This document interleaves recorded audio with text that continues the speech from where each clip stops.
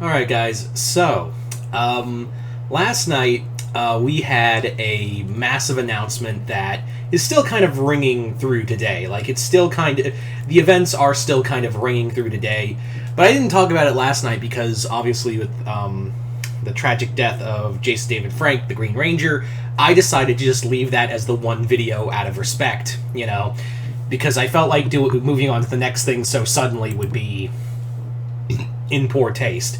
Plus, it gave me time to sit and think on where Disney goes next. So, here's what's going on.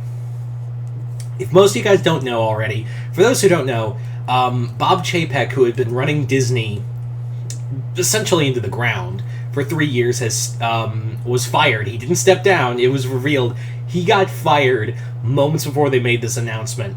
And Bob Iger, the previous CEO of Disney, who brought Chapek on, is going to be staying on for 2 years until the board can pick someone else or Iger can find somebody better. So this was more of an emergency stop, and there's multiple reasons for that. The first being is that the Disney fourth quarter ratings were so abysmal. The stocks and everything in Q4 was completely god-awful.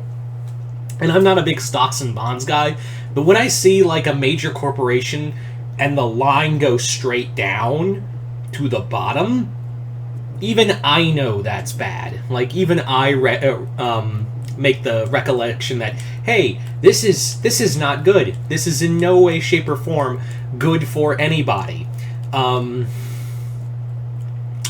Yeah.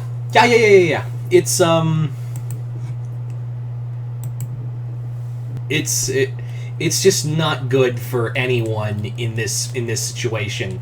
There's nothing that I can say other than Chapek had failed miserably, and even stocks analysts and business analysts were like saying the best thing Disney can do right now is fire Chapek and move on.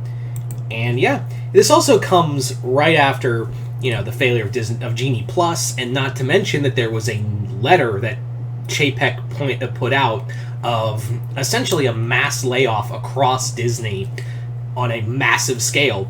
And this was more of a stopgap for trying to get, to save the bottom dollar so he could save stocks for at least 6 months until he could figure something out, like figure something new out.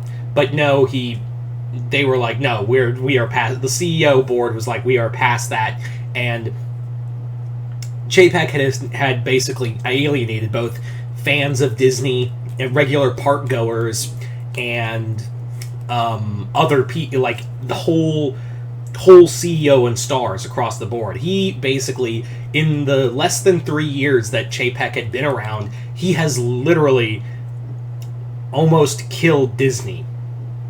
And I don't use that word lightly, but he almost killed Disney, and he is definitely going to be leaving a massive scar that it's going to take Iger for 2 years, and also the whoever else they put in charge. They're gonna have to do some serious ground control for a good long while because of how much Chapek screwed the pooch. And I understand that the pandemic did not help in that beginning. Like, it was a rough start for Chapek. Chapek didn't cause the pandemic. He didn't cause any of that, and I understand that. But when you fail so miserably and alienate your entire fan base in the process, there's got to be some accountability. There has to be some major accountability for everyone across the board, and that's what's going on now.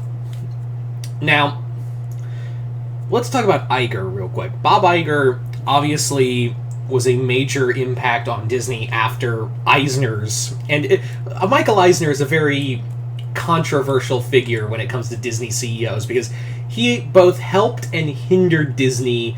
It was like the rise and fall of the Roman Empire. It literally watching Eisner's era was like watching the rise and fall of the Roman Empire, and we could talk about that whole era till the cows come home. But it was very much Iger pulled them out of the era that Eisner had dragged them into. And Iger also acquired Marvel. He acquired officially Pixar. He officially acquired Star Wars. And they were utilizing those IPs very well, and even acquired Fox Studios. Here's the thing, though. While I'm happy that Bob Iger is back, he is a more competent businessman.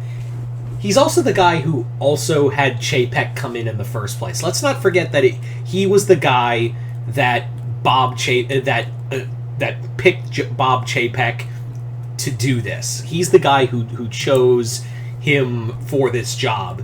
And we can't really look that over. We cannot in any way, shape, or form look that over, that he was the guy who looked at Chapek and went, that's our guy. That is going to be the future of this company, and I'm 100% behind it. And look where we are now. Like, let's literally look where we are now in this era. Like, literally in this era of Disney. And, yeah. And not to mention, Iger really put some serious money down for all the acquisitions for Star Wars, Fox, and Marvel. Like, he really, like, put some serious... Disney had to pay a lot of money for all of these IPs to be owned by Disney.